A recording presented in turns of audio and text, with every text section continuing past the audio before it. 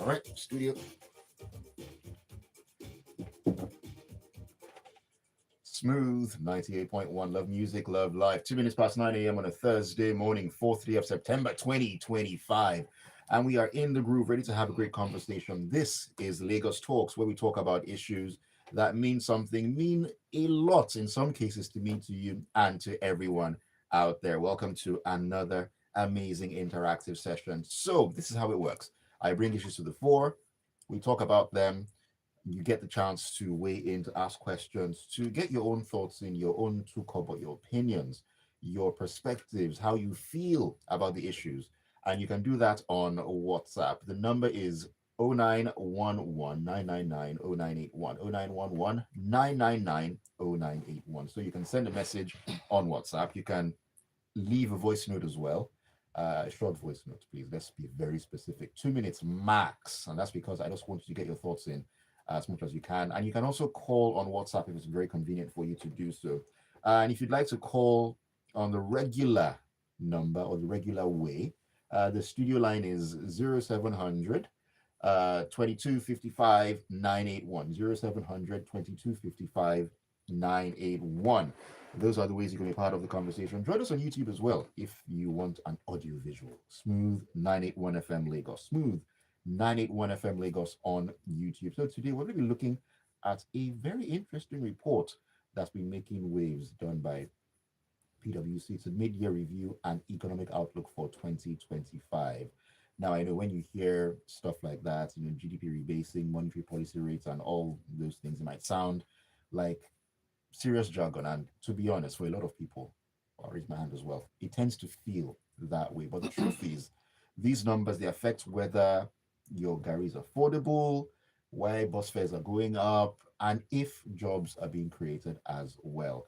And I have a special guest in the studio who's going to help me or help us to unpack everything to give us a better understanding. We'll look at what the numbers mean for you, for me, and most importantly, where the numbers are. In the studio with me is Omosomi Omomia. She is an economist at PwC Nigeria. Omosomi, great to have you in the studio. Good morning to you. Good morning. Thanks for having me. Absolute pleasure. That report, it had a lot of information in it, a lot of data. And like I said, for a lot of people, it's looking like NPC, GDP rebasing, scratching your head, wondering, how does this concern me? But the truth is, like I mentioned, these are things that affect everyone out there. So let's begin from here. Now, the report shows that Nigeria's GDP grew by about 3.1% in the first quarter of 2025. The fastest growing sectors were finance, ICT, construction, and real estate. Now, on paper, that sounds very positive. It sounds like, oh, things are really happening. But many Nigerians still feel poorer. Prices are high, purchasing power is low. That is a given. Now, why is it that despite this growth, the average Nigerian doesn't feel the impact of all these good things in their daily lives? Yeah, that's a very, very good question. And I could give a number of reasons, right?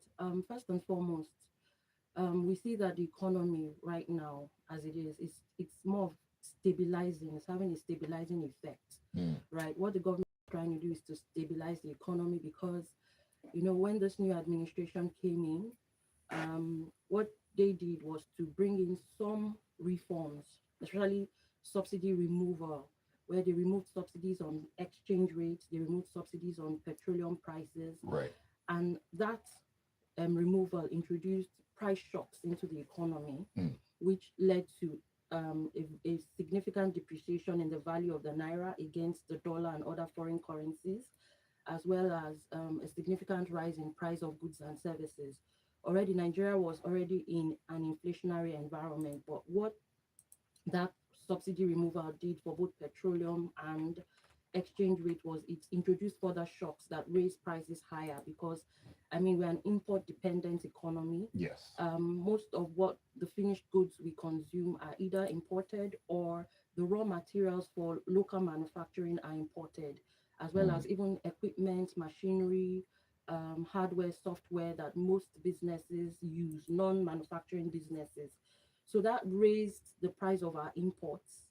Okay. And because businesses were not prepared, and the economy at large was not prepared for those those reforms, right, which the government had to do, because a lot of money was being spent on the government side to fund these subsidies, and there was a lot of leakages introduced, a lot of misappropriation of funds, Mm. and so government could not continue to sustain it. There was not enough money to sustain it, so the government had to do that. And so what that meant was introduce shocks. So first and foremost, the cost of imports go up, your raw materials coming in and all that. So that made it, the cost of production and cost of doing business went up more than it should have, or more than expected. Skyrocketed. Skyrocketed. That's the right word.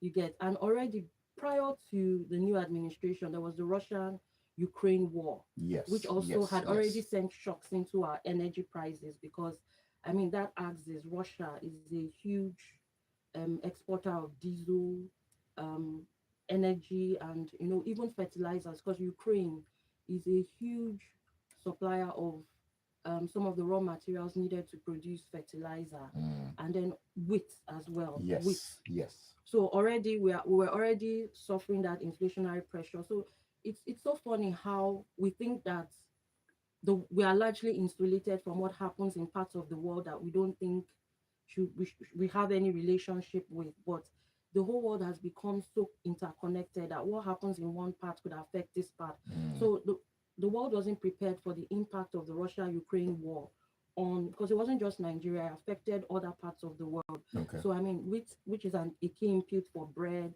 for flour, for all that had already gone up. And then you now had the diesel, and the price also went up. We saw that even a lot of real estate providers, a lot of facility management companies had to stop the diesel part of their service charge. They had to stop supplying that in the short run. And Yeah. and so people, electricity was affected. Companies could not adequately, fuel their processes, because a lot of businesses rely on diesel. So that already had an impact. And then this subsidy reform. So what has happened over time, with the government, is they've tried to stabilize the economy, try to make sure that all those shocks that had come in before is now eliminated and stable. So we are now at the level where the economy is now stable. We can see that exchange rate prices have been stable for a while now, Yes. right? So companies can even plan for longer, individuals can plan for longer. You are sure that if you wake up next week, the price of the naira against the dollar will remain within that 1.5 to 1.5 70 or 80 region. That is still very close together. Yeah, it's still very close together. So things are stable now. So businesses can plan better. Individuals, households can plan better. And then Right. inflation is also trending downward. So it's still high. It's still in the 20% region, but it's coming down. And IMF, World Bank, PwC Global has forecasted that at least by the end of the year, or early by 2026, to be it will go below 20%. So we can see that the economy is stabilizing. So to your question about why are households not feeling the impact yet, and when we look at the distribution of the GDP growth, like you mentioned, the sectors that are the fastest growing, right? Finance, ICT, real estate, construction. You find that the growth is more concentrated in capital intensive, urbanized sectors, right? Which are not the sectors that drive mass market jobs per naira of output. Okay. Okay. So when you look at the areas where jobs are concentrated, especially in Nigeria, in terms of broad-based growth now, you are talking about agriculture, you are talking about trade, you are talking about light manufacturing. So really, the growth needs to be more distributed, it needs to be more broad-based. So that's part of the challenge that we are having. So it's concentrated in areas. So you talk about finance, for instance, you talk about ICT, you talk about real estate construction. Yeah. Those, yeah, there are a lot of jobs concentrated in those sectors, but they are not the mass market, bottom of pyramid level of jobs. They are more sophisticated. You need a level of skill set. That feels like the tip of the iceberg, where the majority are under the water. That's where the larger part of the iceberg is. Yes. So construction, to an extent, yeah, you have the construction workers, right? But I mean, when you now look at finance, ICT, and real estate, even construction, when you look at construction where it is, you have those that deal with high level infrastructure kind of jobs, road. They still have to have a level of skills, engineering skills, some level of training. You have the high level multinational construction companies, yet that get government contracts to Okay. build bridges, roads, engineering projects. So it's still kind of, in terms of skill sets, it's not the mass market level type of jobs you get. They still have to have some level of technical training to be able True. to True. conduct those jobs. So that's what's the challenge. So the field of growth is muted for most households. So that's part of it. Another thing is, when you look at our population growth rate, we are growing at about 2.12% in terms of population growth annually, but GDP for quarter 1 is 3.13. So in terms of translating into GDP per capita, that's still quite low, right? Economists say that for Nigeria to fill the per capita gains in terms of GDP per capita for the population, we need to be growing to at least between 6 to 8% GDP growth.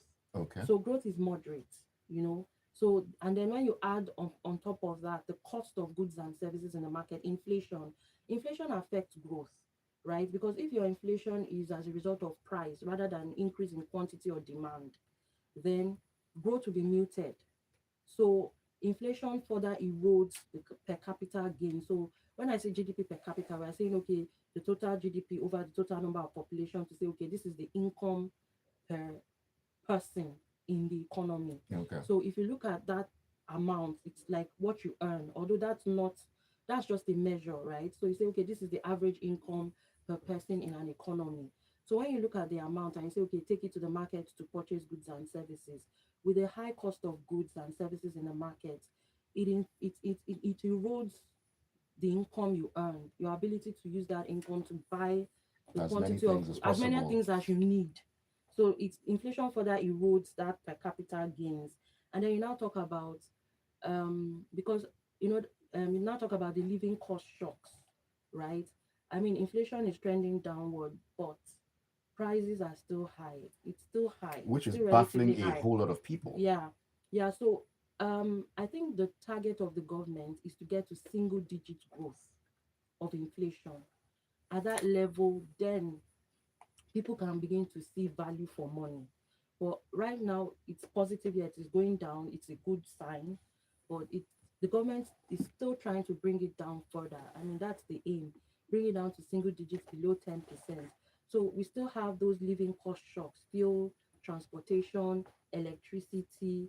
That still affects Housing. housing, rent, right? And then you now have on top of that insecurity that raises distribution prices, right? Yes. Price to market, farm to market cost, it raises it across board. That is You something get else entirely. exactly. So that further dilutes the benefit of growth, right? You say, okay, GDP is growing, you take your money to the market, prices of commodities are still relatively high because of insecurity, right? And then you now talk about the fact that the social protection cushioning that the government has introduced, that cash transfers, it's still not yet where it's meant to be, right? Is that even?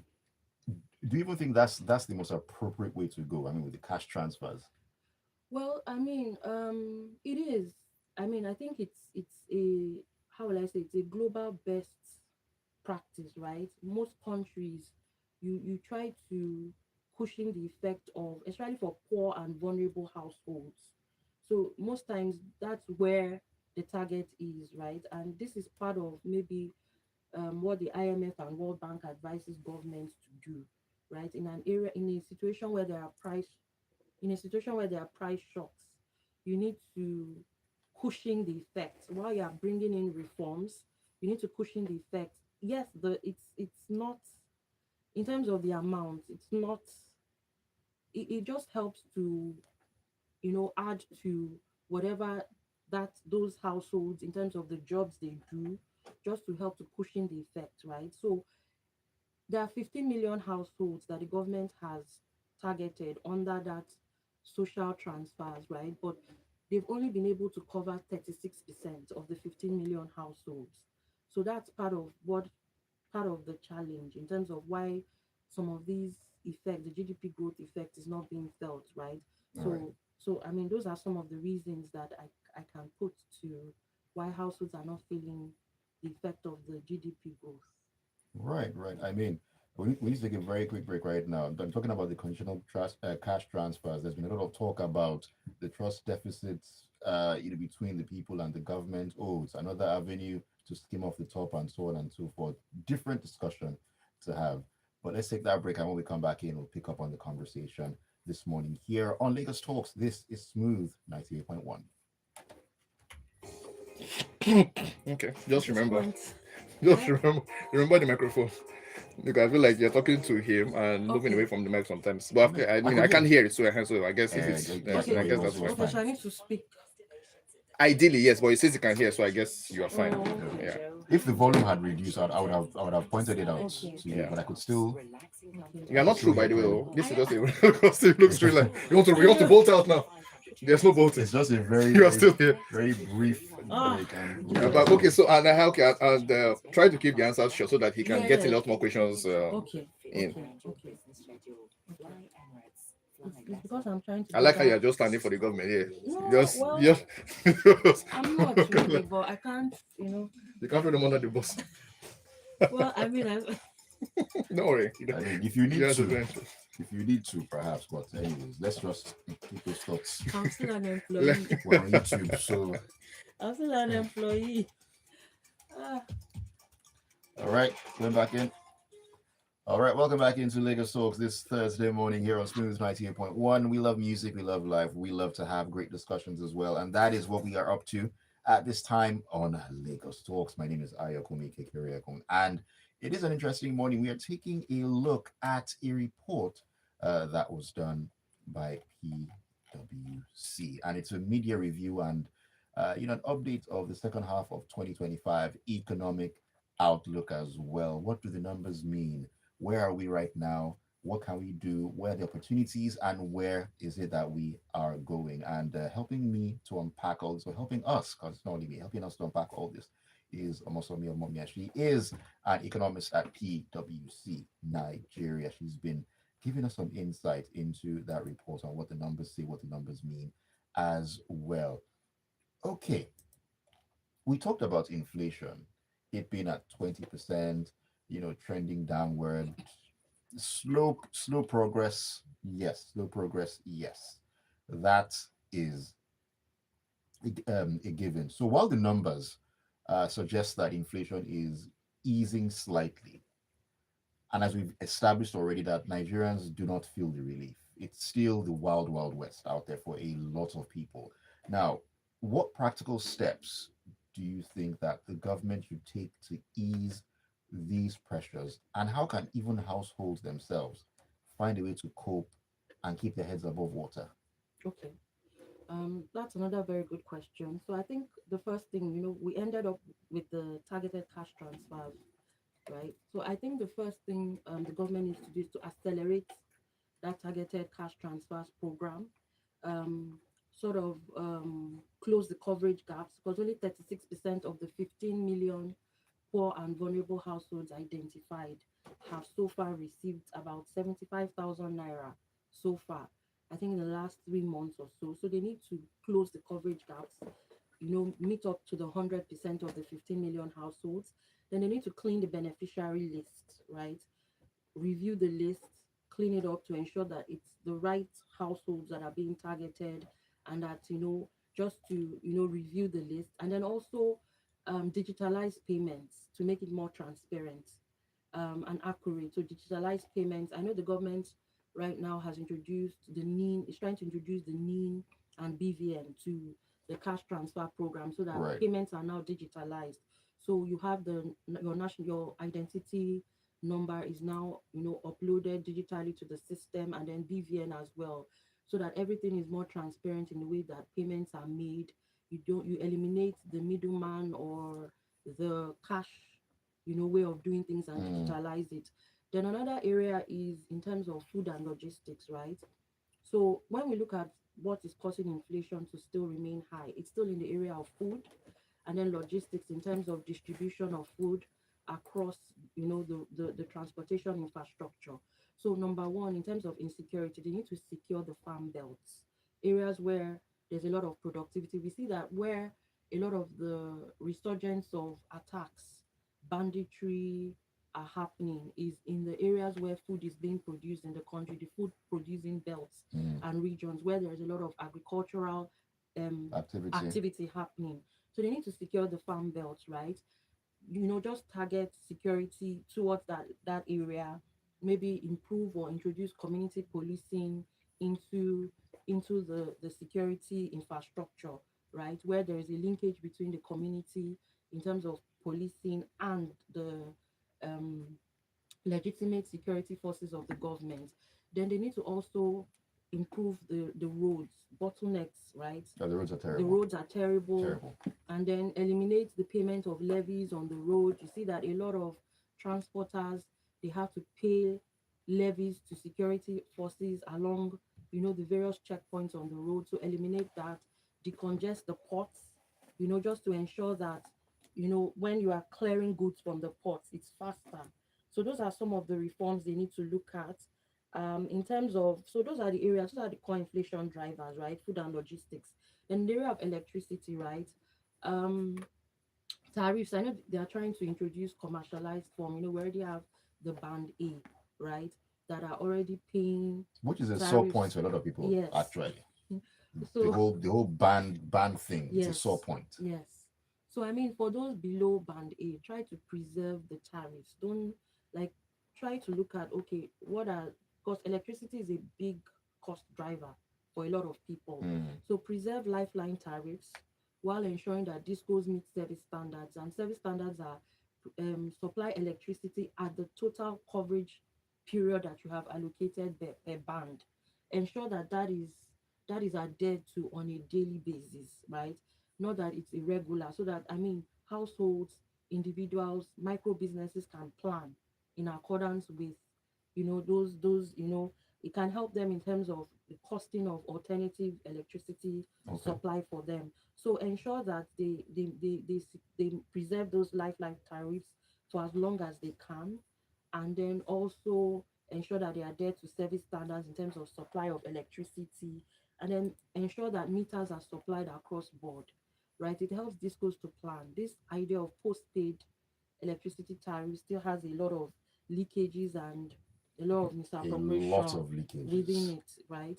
And then the government should continue to focus on bringing prices down, right? Because no matter how much you try to grow the economy, right, if the prices of goods and services, the cost of living in the economy is high, you cannot outgrow the cost of living.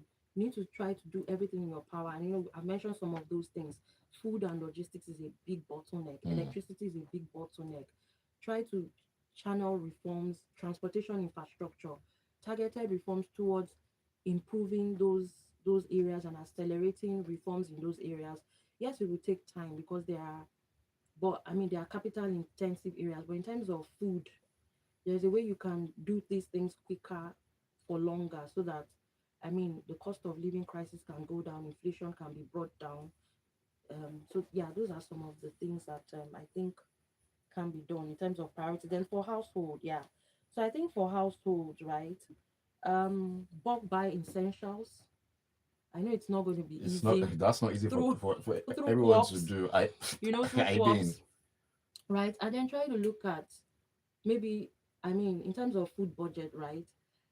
People have to tighten their belts, look at foods that are more stable in prices, and maybe channel the budget towards that. And then try to look for smaller solar inverter alternatives, like the small size, to make up for electricity pricing. So maybe that can augment, the price of the meters, the electricity tariffs you pay on a monthly basis. mm, And then maybe transport, consider pooling, um, staff buses, carpooling. Instead of maybe putting several vehicles on the road, you can, maybe colleagues can come together and that live in the same area, carpool. I know a lot of offices and colleagues are doing that. So people maybe contribute towards the payment of petrol, right? So those are some options to explore. But I know it's still going to be tough. So households will have to tighten their belt for as long as we are going through I'm actually this. glad you brought up the point of households tightening their belt, because a lot of people don't feel the government is tightening its Yeah, own belt yeah, at all, not even enough. That's a problem as well. I mean, it's one thing to say, okay, we're doing X, Y, Z, and we're trying, we're trying to make things better. It's going to be a lot harder before it gets a lot better. yeah, So, you have to tighten those belts and all. But it doesn't seem as if the government is taking its own advice. That's another sore point where the people are looking at that. Oh, you're telling us to brace for this and try to manage and withstand the storm, but you are not even showing any signs that you are with us on this. I mean, shouldn't the government be looking at taking their own advice and trying to stand with the people, as it were, in quotes, that okay, we're in this together, and give the perception, because perception is a very, very key thing when it comes to governance as well. yeah. I mean, you have a very good point. I think for government to keeping costs low is also very important in terms of public sector cost. Being able to review, what are those costs that need to be tightened or need to be eliminated, Right. right?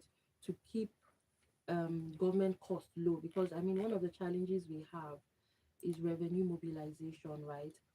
Government is spending, it's borrowing to spend, right?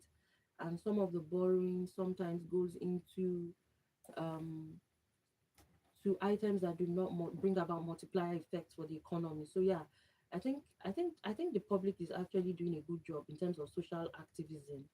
Social media has become a very veritable tool Mm, for criticism, and we are seeing the emergence of a youth, the Gen Zs that are right. emerging, and they hold no they hold what's the right word? They hold no prisoners, right? Mm, Like they are very vocal in terms of how much criticism, and they are very active in terms of the way that they are very attentive to stories coming out of the news, and you see them very critical. And I can also see that what it has also done is it has democratized government to the public. Before, the government seemed so far away and the people on one side, and things happen and you just discuss it in the cover of your own home. Now, every government has an account, every government official has a social media account, and sometimes you can see them exchanging dialogue and back and sometimes forth. discourse, debates back and forth. You see a governor, having a debate with an ordinary citizen. So I think that social activism area, it's something that I and I've noticed that government pays attention as well. You can see that even the president has been responding to some of the responses he makes is due to criticism from social media. So you can see that they are paying attention. How quickly they act is where the challenge is. Reforms need to be A much different more. kettle of fish. Exactly. Rather than responding, actions, take action, right? Let the reforms become faster. Let reforms become more accelerated, and let the reforms be more targeted at the areas that the people can feel the effect, as opposed to areas where the effect is not readily felt. So yeah, yeah, Hmm.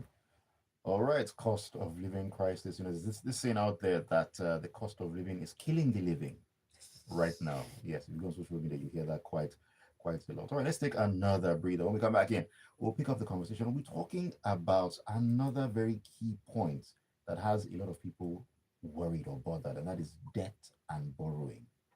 Yes, which this government seems to be very, very good at doing, borrowing. That and so much more on the other side. This is Lagos Talk Smooth 98.1.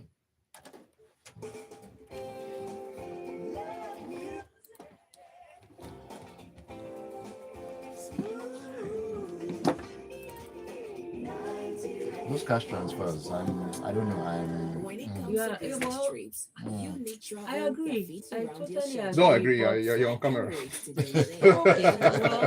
well, I mean, Evidently. But yeah, but yeah, I'm wondering if there a part of this discussion that is you speaking for PwC. is there a part of it? I'm asking you, So what there's do no you part think? I've spoken for PwC. If it, not yet, not yet, not yet. So I was Eh, wondering if it's something, if you have to interpret what you are saying eh, as you or as yeah, PwC. I yeah, want to say, do you yeah. know? What is You don't care. we still have integrity, it's part of our values. So yeah, yeah. I mean, All right, we're back in.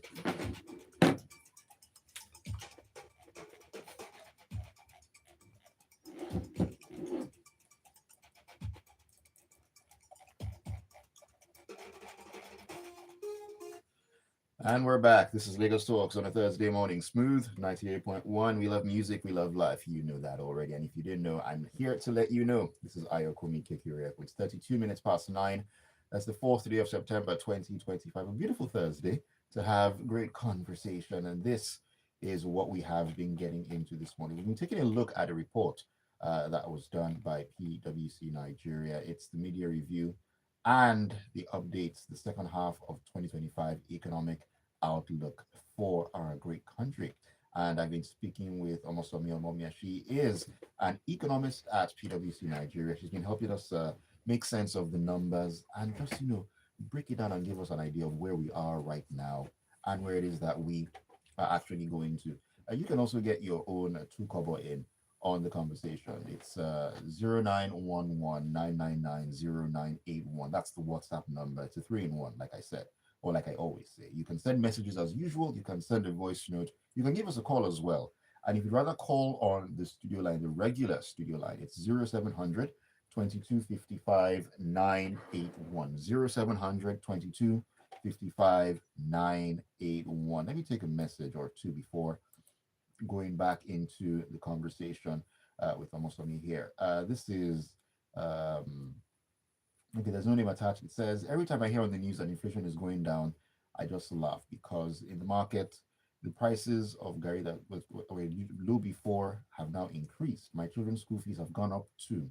So please, what does it mean when government says inflation is reducing? Because for us, life is only getting harder. And this is Chike in Surulere that says, I run a small business where I provide printing and internet services. Now, the report says ICT is one of the fastest growing sectors, but I don't feel that growth. Data subscription is expensive. Power bills have tripled. I spend more on fuel for my generator than I make sometimes. I mean, how can small operators like me truly benefit from this ICT boom? That's a very good question because amidst everything that is going on, there's also the room for, how should we say, opportunity as well. Now, we did talk about the areas that have grown really quickly. We talk about finance, ICT, as Chiki alluded to. There's construction there as well, real estate. Looking at all this for people like Chiki out there, for young people out there, or even small businesses looking for opportunities here and there, how can they position themselves in these growing sectors? Because as you alluded to earlier, these are sectors that are, should I say, at the top of the iceberg, just a small portion there. The larger concentration of people probably don't have the capital or the reach to be able to dive into those sectors. But I mean, I want to believe that everyone stands a chance in one way or another. yeah. So that's another very good question, right? And I think he has really raised a good point. That's tricky, Yeah. right? So for us, or when you look at the opportunities, especially across those sectors, right? You have to be looking at it from the perspective of where are the growth areas, because you can look at a sector and not every area is growing. Like you rightly said, data subscription is growing up because, like we said, inflation is quite high at 21.9%, right? And GDP growth is 3%, right? For people to really feel the impact of the GDP, prices have to come down and has to come down and also be stable for longer, right? I know Right. that we're in a new, how will I say it? We're not in a new normal, right? because when we look at exchange rates, we're never going to come down. We may never come down to the level it was before, you know, 2023, right? But what needs to happen is things need to be stable, right? True. Stable for longer, so that businesses can plan. If I know that data subscription I'm paying per month is like 17,000 naira, right, every month, it needs to be that for maybe the next 12 months, so that I can lock in and say, okay, this is my budget for the next 12 months, and I can plan my business, my revenues, my profitability, my pricing of my offerings, my product offerings or portfolio accordingly. So it needs to be stable for longer, for like things don't need to be going up every week or every month. It needs to be stable for longer. It helps planning, right? Prices may not go to the levels it was, prior to the shocks, to the reforms, right? But it needs to be stable, and it needs to also come down, right? It may not come down as fast as we want it to be, but it needs to be stable. So in terms of opportunities, right? There are a lot of opportunities across these sectors, right? And people need to look beyond the traditional to the non-traditional, to especially from a digital technology perspective. What are the opportunities that are opening up, especially for digital and technology, right? So looking at, for instance, finance, you have the agency banking that it has become an emerging sector. The POS, the last mile banking, the people that provide the POS, cash in, cash out services, right? We see that that is an opportunity where people can also lock in, and it's also it's technology driven as well, because they are using terminals to carry out those transactions. So those are opportunities you can look into. You can look into the fintech areas, right? What are the opportunities that exist for people to take advantage of maybe the areas in fintechs that have not yet been explored? So you have most of the fintechs is mostly geared towards payments, right? Is geared towards people wanting to make payments either domestically or cross-border transfers. But and yeah, that's even another opportunity, because with the Africa Continental Trade Agreement opening up, there are opportunities in that area where the CBN and across the continent they've introduced payment terminals where transactions can be made, across countries without relying on the dollar, right?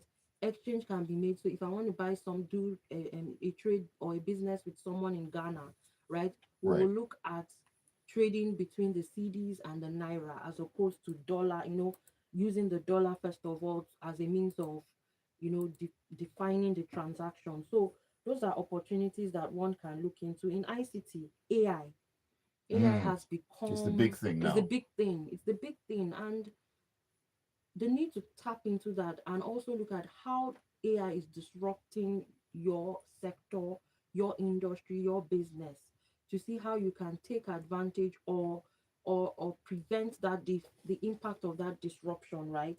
So in Nigeria, in Africa, right, Nigeria ranks, which we put in the report, it ranks 18th in Africa out of 54 countries in terms of AI readiness. But in terms of the number of startups, AI startups, Nigeria has one of the largest in Africa How? in terms of AI startups.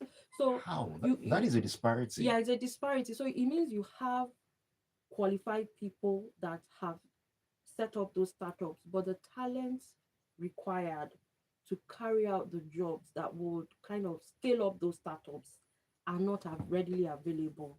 And that's where also the government has to come in, right? The onus has to lie on government in terms of how can we revolutionize training?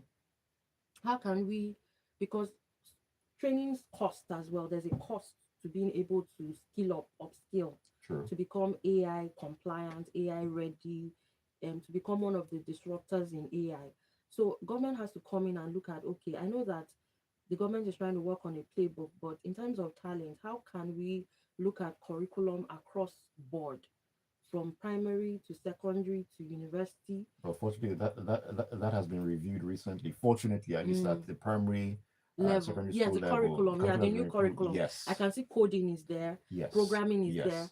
But how quickly is the government moving? Because even coding and programming with AI, it might become somewhat obsolete by the time they get there, because I can ask AI to help me to run a code for something, and it will give me the breakdown of everything, right?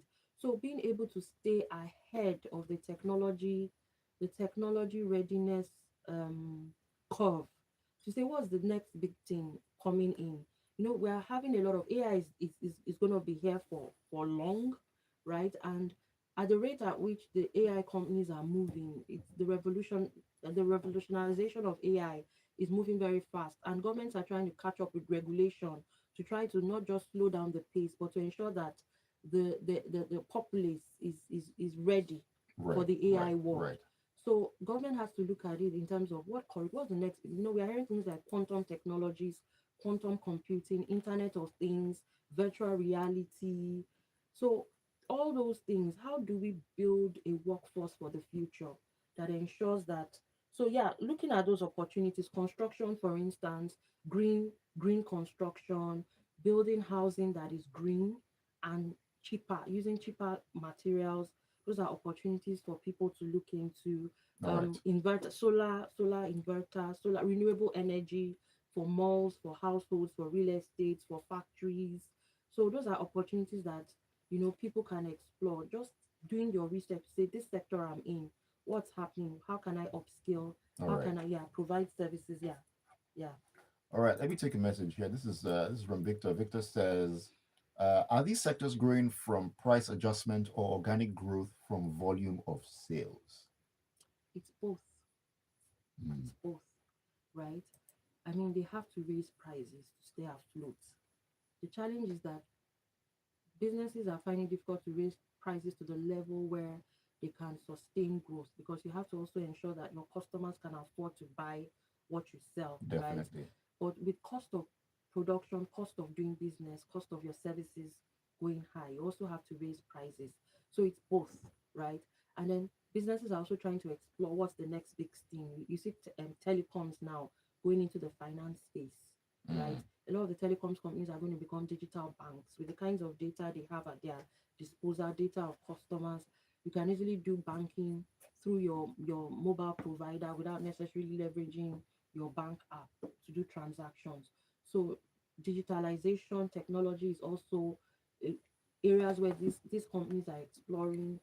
So you'll see a lot of digitalization technology being introduced into those sectors that are actually growing. The finance side, now digital banking, they are looking at how can we up, how can we cut across sectors, how can we go from being a digital, from like a traditional bank to a digital finance bank to an Mm. e-commerce space to service others. So your bank app is now a one-stop shop. You can buy your credit, your phone credit, you can Can do shop, you virtually can you everything can do virtually there. everything, pay for your utilities, your lights, your electricity, do everything.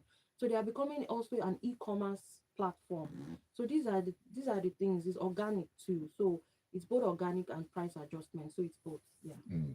All right, Victor, I hope that answers your question. All right, let me take a break right now. When we come back in, we will dive into debt and borrowing, and we'll touch on tax reforms because there's a little bit of confusion. So I'm hoping that Omosomi is going to be able to help us to understand better what to expect come January of 2026. Keep it tuned. Don't go anywhere. This is Smooth 98.1. This is Brimo, and you're listening to Smooth. So, Well, Hope I'm doing well. Stay tuned. Hope I'm making are you going to sense. say something? yeah, sure. So, So far, I was going to say that, so we'll just have to go like, faster, right? so that we Yeah. can touch on debt. These tax reforms, even for me, it's an interesting thing that I want us to go Because into that. when you are like a secret billionaire, you really need to understand tax. That's Yeah, Ayo's affects one. you. Ayo's like his billions. How much does anyone want for my billions? I just thought like, how much? I see I'm not even answering you right now. You know the truth now. We know the truth. Hey, why? You want to be whining me. Okay, no problem. Yeah, you know now. It's funny how even radio has evolved as well. How do you mean? Like you guys, before you had the producer at the behind the scenes that does all the. We are supposed to have. That's But it. like he's the one man you get. So these No, are no, part there's of supposed to be it. somebody else. It's not. Yeah. It's not the But most this, ideal, but I'm used to it already. well, that's what even the podcast world has brought. One man army.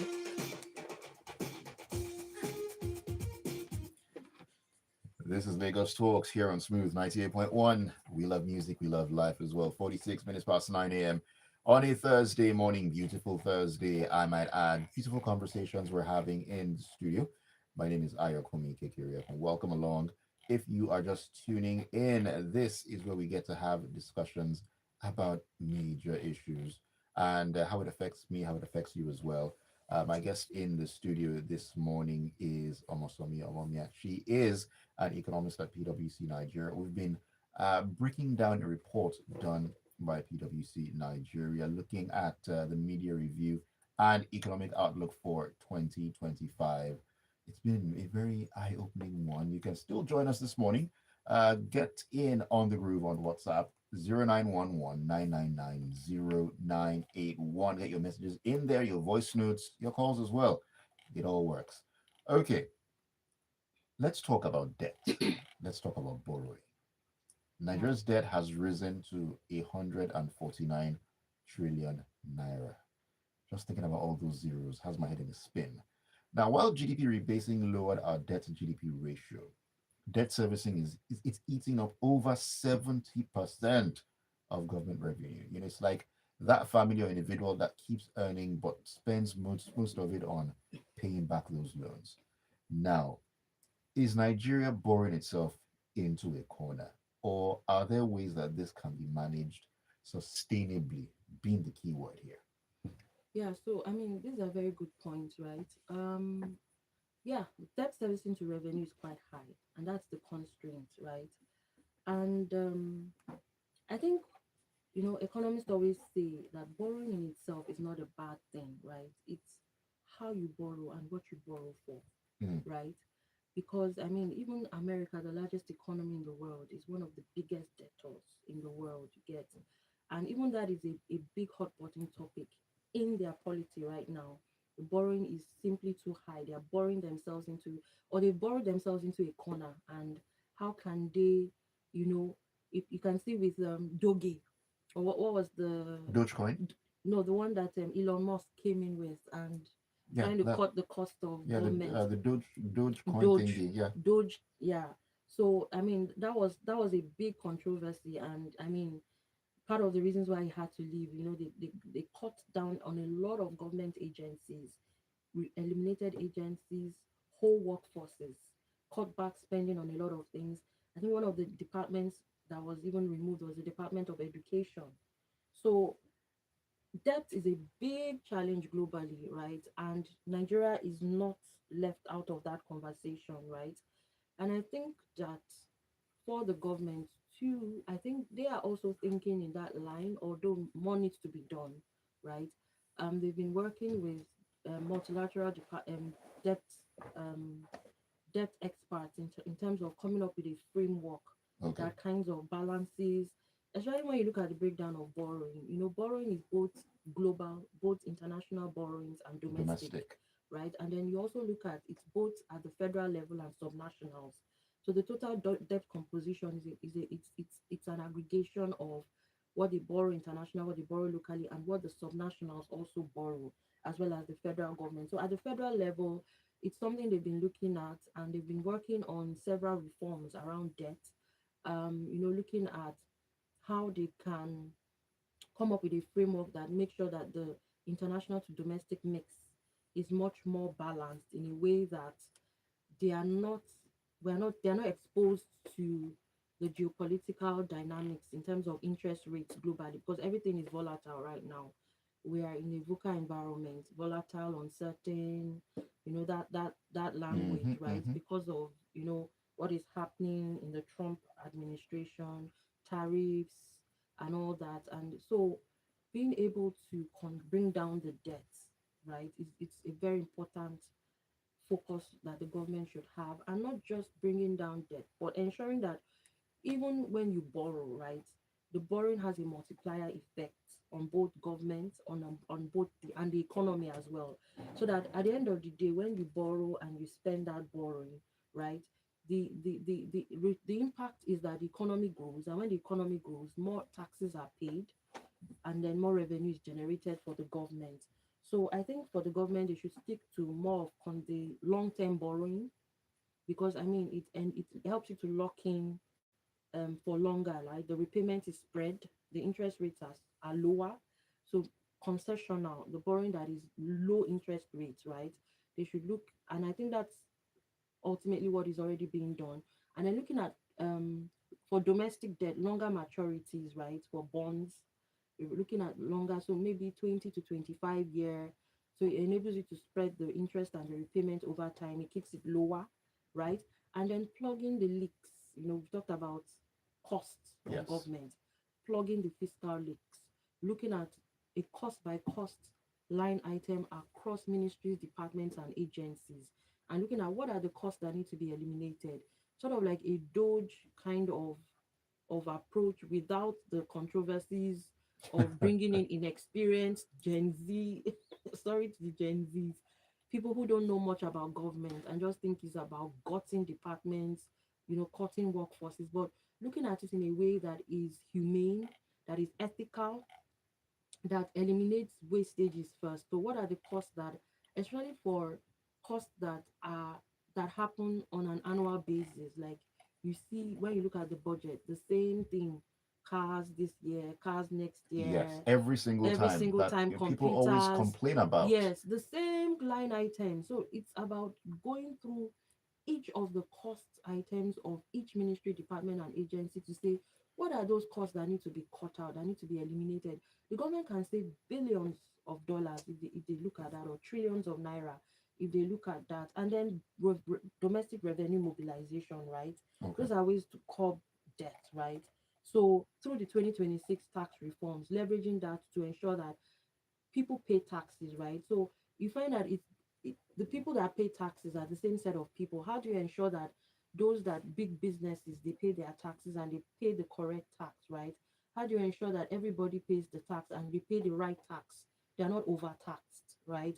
There's no multiplicity of taxation, right? Everybody pays taxes across board. So those are some of the things. And then capital expenditure, focus on the ones that will provide the highest multiplier effect, the highest growth effect for Uh-huh. the economy. Streamline capital expenditure.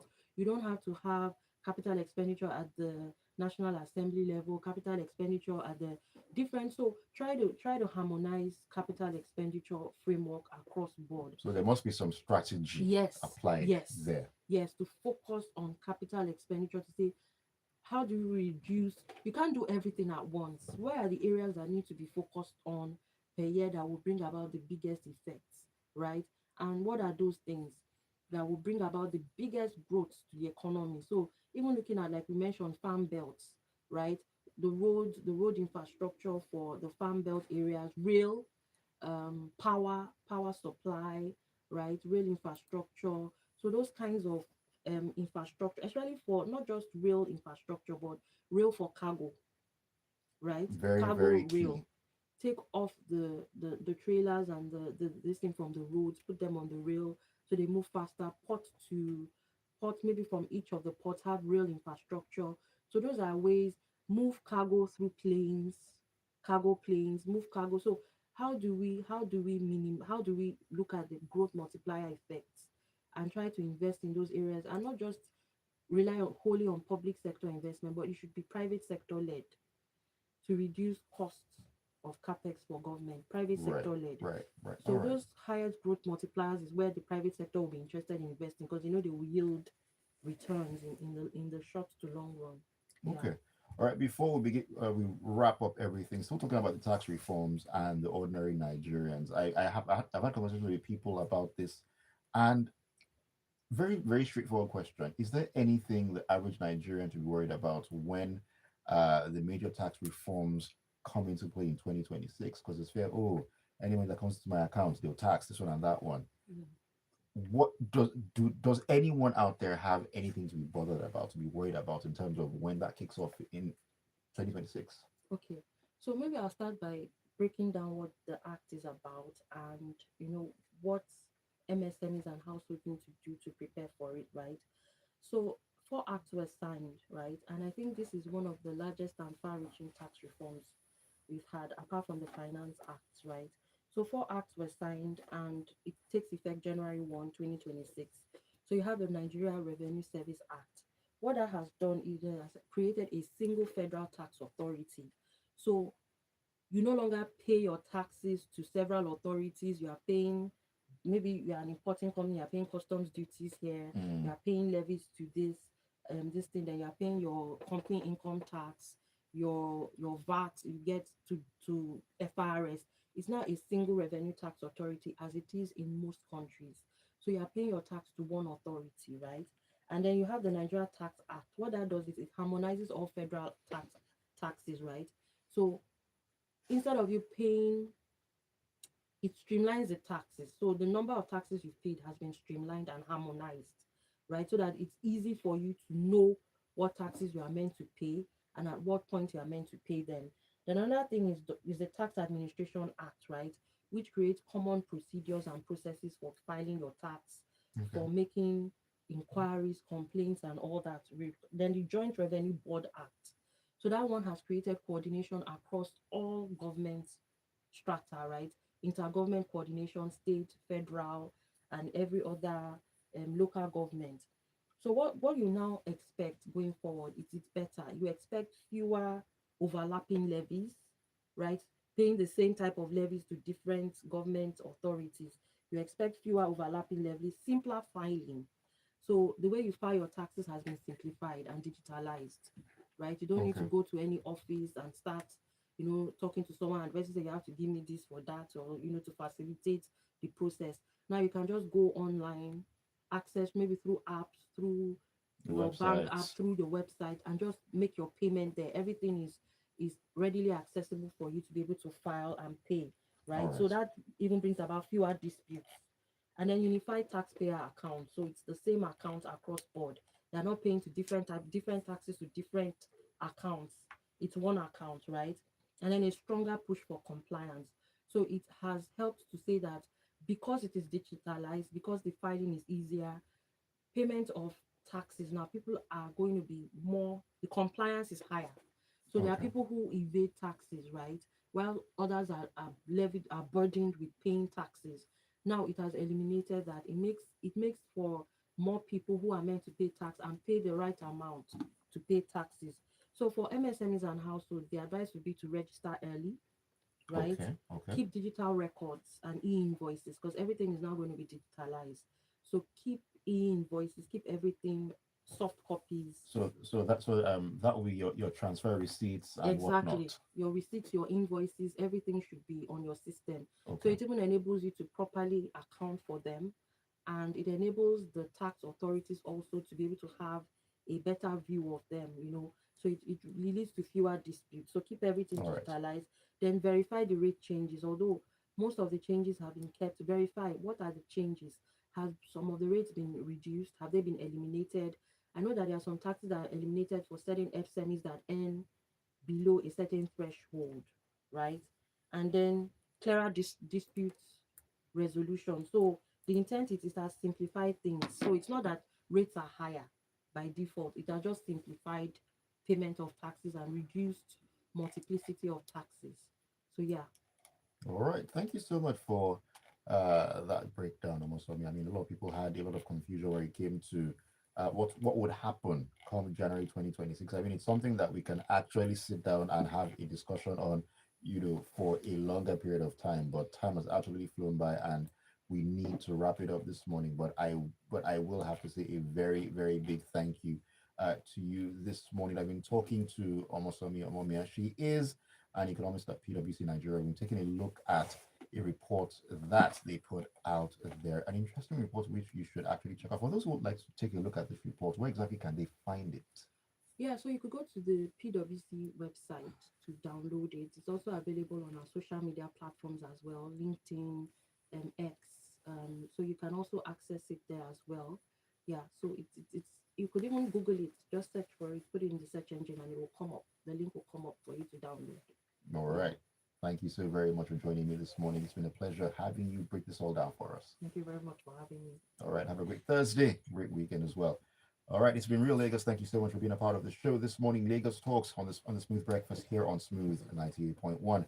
My name is Ayokunmi. Of course, the Smooth Breakfast will continue. There's more great music coming your way all the way till 11. And of course, way beyond that. See, that was painless. I wasn't fast enough.